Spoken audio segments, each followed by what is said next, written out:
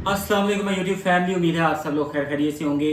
आज की मेरी वीडियो इंतहाई इंपॉर्टेंट सीट्स के हवाले से है। असिस्टेंट सुपरिटेंडेंट जेल की जो सीटें हैं ऐड नंबर 31 में पीपीएससी ने दी हैं, और इससे पहले ओपन मेरिट पर ये मिनिस्ट्रियल कोटा की या सर्विसेज कोटा की सीटें हैं, जबकि ओपन मेरिट पर जो सीटें पीपीएससी ने दी थी वो उनकी लास्ट सीट थी 24 जून।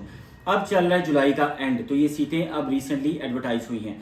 तो जो लोग भी इसमें अप्लाई कर रहे हैं उन लोगों के लिए मैं इसके बारे में, इन तमाम सीट्स के बारे में इंफॉर्मेशन दूंगा डिटेल में, और तमाम तर सीटों के हवाले से जो सिलेबस है उस पर भी हम इंशाल्लाह डिटेल में डिस्कस करेंगे। तो जो लोग भी इन पर अप्लाई कर चुके हैं और जो लोग अब सर्विस कोटा में अप्लाई करने वाले हैं उनके लिए ये वीडियो इंतहाई इंपॉर्टेंट है। वीडियो को अंत तक जरूर देखिएगा, और अगर वीडियो आपको पसंद आए तो काइंडली लाइक शेयर और सब्सक्राइब जरूर कीजिएगा। चलें स्टार्ट करते हैं वीडियो को, और वीडियो को काइंडली एंड तक जरूर देखिएगा। फिर आपसे कह रहा हूँ कि ताकि आप लोग किसी भी चीज़ को मिस ना करें। अच्छा, सबसे पहले बात करते हैं जो रिसेंटली ऐड आया है, ऐड नंबर 31 पीपीएससी का।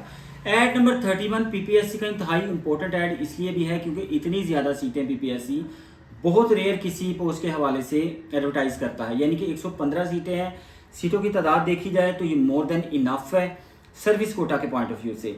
और दूसरे नंबर पर इसमें एलिजिबिलिटी का जो क्राइटेरिया है वो सिंपल ग्रेजुएशन है, लेकिन ये सिंपल ग्रेजुएशन सिर्फ उन लोगों के लिए है जो लोग ऑलरेडी प्रिजन डिपार्टमेंट के मुलाजिम है। यानी कि ग्रेड 9 से लेकर ग्रेड जो उनके 14 तक हैं वो तमाम लोग इसमें अप्लाई कर सकते हैं। इसमें वार्डन है, जूनियर वार्डन, सीनियर वार्डन, और इसमें चीफ वार्डन भी हैं, और हेड कांस्टेबल और कांस्टेबल भी जो कि प्रिजन डिपार्टमेंट के लोग हैं, वो सारे लोग इसमें अप्लाई कर सकते हैं। तो ये चीज़ तो पहले क्लियर कर लें कि इसमें जो अभी 115 सीटें आई हैं इसमें कोई भी दूसरा कैंडिडेट ओपन मेरिट पर अप्लाई नहीं कर सकता। ये सिर्फ और सिर्फ सर्विस कोटा की सीटें हैं। अच्छा, एजुकेशन क्वालिफिकेशन से आगे बढ़ते हैं, बात करते हैं प्लेस ऑफ पोस्टिंग की। तो प्लेस ऑफ पोस्टिंग पूरे पंजाब के अंदर प्रिजन डिपार्टमेंट की जहाँ जहाँ प्रिजन्स मौजूद हैं पीपीएससी वहाँ पे आपको तैनात कर सकता है। तो इस चीज़ के लिए आप मेंटली तैयार रहें कि आपको हो सकता है आपका ताल्लुक गुजरांवाला से हो या लाहौर से हो, और आपको मियाँवाली में सर्व करना पड़े, रावलपिंडी में सर्व करना पड़े, तो ये आप कहीं भी सर्व कर सकते हैं। तो ये डिपेंड करता है कि अवेलेबिलिटी कहाँ पे है। यानी कि 36 जेलें हैं पाकिस्तान पंजाब के पास, और इन 36 जेलों में बाकी सब जेल्स भी होंगी डेफिनेटली। तो कम से कम इन 36 जेलों में जहाँ भी आपको प्रिजन डिपार्टमेंट के हेड्स हैं वो आपको वो कर सकते हैं, ट्रांसफ़र कर सकते हैं, आपकी पोस्टिंग कर सकते हैं, इब्तदाई पोस्टिंग। अच्छा, अब बात करते हैं इसके सिलेबस के हवाले से। सिलेबस का जो अमल है वो पीपीएससी आम तौर पे बता देता है, लेकिन इन सीट्स के अंदर 115 सीटों में पीपीएससी ने सिलेबस को मेंशन नहीं किया। पीपीएससी ने सिलेबस को मेंशन नहीं किया तो लेकिन आप अंदाज़ा लगा सकते हैं कि कम से कम इसमें 60 नंबर का जनरल नॉलेज होगा, क्योंकि तमाम तर लोग जिन्होंने इसमें अप्लाई किया हुआ है वो लोग जनरल सब्जेक्ट से बिलोंग करते हैं। यानी कि प्रिजन डिपार्टमेंट के जो अहलकार हैं मोस्टली जो है वो डेफिनेटली उनके जो बीए के सब्जेक्ट्स होंगे वो सिंपल होंगे, आर्ट्स से रिलेटेड होंगे, या साइकोलॉजी होगा, या पॉलिटिकल साइंस, या हिस्ट्री। तो इस वजह से जनरल नॉलेज तो इसमें डेफिनेटली 60 नंबर का आएगा। बाकी 40 नंबर का इसमें पुलिस रूल्स आ सकते हैं। पुलिस रूल्स के अलावा इसमें प्रिजन एक्ट आ सकता है, वो पूछा जा सकता है, और इसके अलावा एथिक्स का भी पेपर इसमें कंडक्ट किया जा सकता है। इसके बाद बात करेंगे ओपन मेरिट पर जो सीटें आई थी पंजाब के अंदर, जो कि 90 सीट्स थी, जिनमें से 4 माइनॉरिटी कोटा थी और बाकी ओपन मेरिट मेल्स की सीट थी, और फीमेल असिस्टेंट सुपरिटेंडेंट जेल की अलग सीटें थी। तो इन सीट्स का सिलेबस जो था वो सिर्फ जनरल नॉलेज था, और place of posting anywhere in the Punjab, और एजुकेशन का क्राइटेरिया था वो 16 ईयर्स ऑफ एजुकेशन, और 24 जून इसकी लास्ट डेट थी। ये सीटें तकरीबन 2 से 3 साल के बाद री एडवर्टाइज होती हैं। तो जो लोग अप्लाई कर चुके हैं इनमें, उनके लिए तो कंग्रेचुलेशन के इतनी सीटों पर उन्होंने अप्लाई किया, और ये मोर देन इनफ सीट्स हैं कि आप एक अच्छा चांस ले सकते हैं इस जॉब तक पहुंचने के लिए। तो जो लोग भी इसके लिए तैयारी कर रहे हैं वो जीके की अच्छी तरह से तैयारी करें। बुक्स में अपनी पिछली वीडियोस में बता चुका हूं, जिनमें एस अकबर साहब की किताबें हैं, और एडवांस की इम्तियाज़ शाहिद साहब की किताब है। इसमें आप लेटेस्ट पेपर 2019 के बाद से लेकर अभी तक के सारे पेपर वो आप अच्छी तरह से गो थ्रू करें। आपके पास 2 से 3 महीने का टाइम है, तो आप अच्छी तरह से इसकी तैयारी कर सकते हो। तो इसके बाद रही बात ये कि जॉब कैसी है। जॉब के हवाले से बहुत सारे लोग कन्फ्यूजन का शिकार हैं। तो मैं आपको ये बता दूं कि जो लोग भी एक टफ जॉब करने का माइंड रखते हैं वो लोग इसके लिए परसू करें। ये एक इंतहाई टफ जॉब है करने के हवाले से, यानी कि आपको कोई भी लीव नहीं मिलेगी, आप पूरा साल ऑन ड्यूटी हैं। आपको बहुत कम ऐसे चांसेस होंगे कि आपकी लीव अप्रूव होगी। हो सकता है ईद हो और शबरात हो, या बड़ी ईद हो, छोटी ईद हो, या मुहर्रमुल हराम हो या कोई भी ऐसा इवेंट हो जो आपकी ज़िंदगी में बहुत इंपॉर्टेंट है और मे भी आपको उसकी छुट्टी ना मिले, और हो सकता है उसकी छुट्टी अगर आप लेना भी चाहें तो उसके लिए बहुत तगोदो या कोशिश मेहनत करनी पड़े। तो लीव्स के हवाले से ये बहुत टफ जॉब है।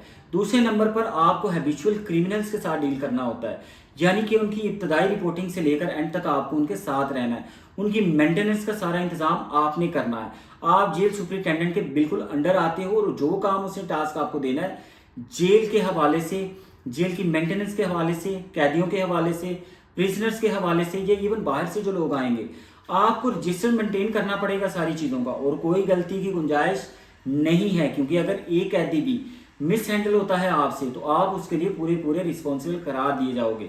तो ये थी इसके हवाले से इंतहाई वो बातें जो कि आप लोगों को कोई नहीं बता रहा और ना ही कोई आपको बताएगा। मैं आपको वाज़ेह कर दूं कि अगर आपका एक टफ जॉब को ज्वाइन करने का माइंड है तो ही इसमें आप जाएं, और अगर आप ये सोचते हैं कि जॉब के दौरान आप तैयारी करेंगे और कहीं और शिफ्ट हो जाएंगे तो इसका बिल्कुल आप ये नहीं कर सकते।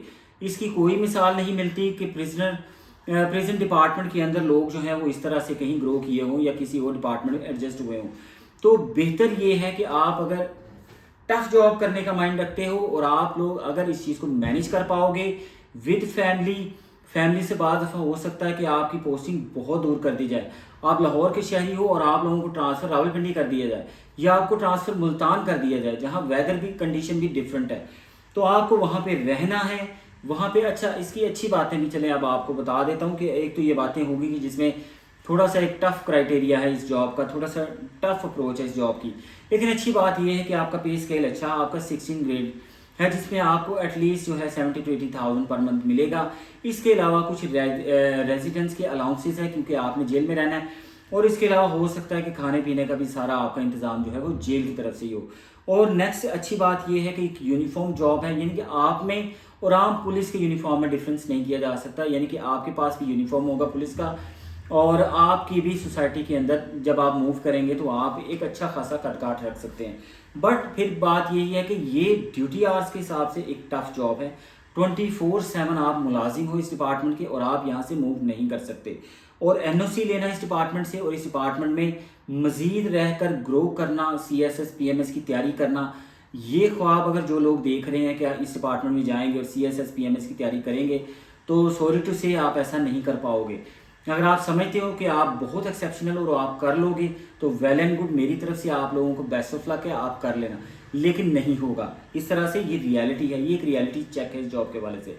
और दूसरे नंबर पे प्रिजनर की मॉनिटरिंग करना, उनकी जांच पड़ताल, ये टफ काम है, और बार बार आपका रजिस्टर चेक किया जाएगा और बार बार आपको स्क्रूटनाइज किया जाएगा और बार बार आपको जेल की मेंटेनेंस का सारा इंतजाम करना पड़ेगा। ये सारी चीज़ें आपको देखनी है जॉब के अंदर।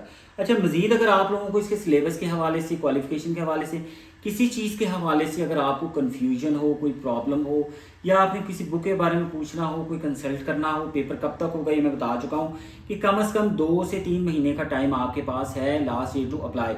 जिन लोगों ने ASJ ओपन मेरिट पे अप्लाई किया है उनके पास भी कम से कम अभी भी 2 से 3 महीने का टाइम है। PPSC इतनी जल्दी आपका पेपर कंडक्ट नहीं करेगा, बहुत सारी सीटें आएंगी असिस्टेंट्स की, और PPSC एक क्लब पेपर बनाएगा और तकरीबन इसको 2 से 3 माह शायद ज़्यादा भी लग सकते हैं। तो इसलिए आप तसल्ली से अपना काम जारी रखें, अकेडमी ज्वाइन कर सकते हैं, अकेडमी ज्वाइन करें, खुद से तैयारी करनी है खुद करें, लेकिन तैयारी ज़रूर करें, जनरल नॉलेज पे फोकस करें, इस्लामियात, Pakistan affair, world history, world geography, English, maths, इन सब चीज़ों पर अबूर हासिल करें और उर्दू के पोर्शन को भी इग्नोर अब ना करें। कुलीत उर्दू किताब ले लें, वो बहुत अच्छी किताब है, वो आपकी इंशाल्लाह काम आएगी। तो ये थी जी मेरी आज तक की वीडियो। इंशाल्लाह आप लोगों के मज़ीद वीडियोस बनाता रहूँगा, और मेरे चैनल को लाइक, शेयर और सब्सक्राइब ज़रूर कीजिएगा ताकि मज़ीद वीडियोस बनाऊँ। और मुझे इजाज़त दीजिए इसके साथ ही, अल्लाह हाफ़िज़। बहुत बहुत शुक्रिया, मेरी दुआएं आप सब लोगों के लिए साथ हैं। इंशाल्लाह अल्लाह ताला जो करेगा आपके हक़ में बेहतर करेगा। अस्सलाम वालेकुम।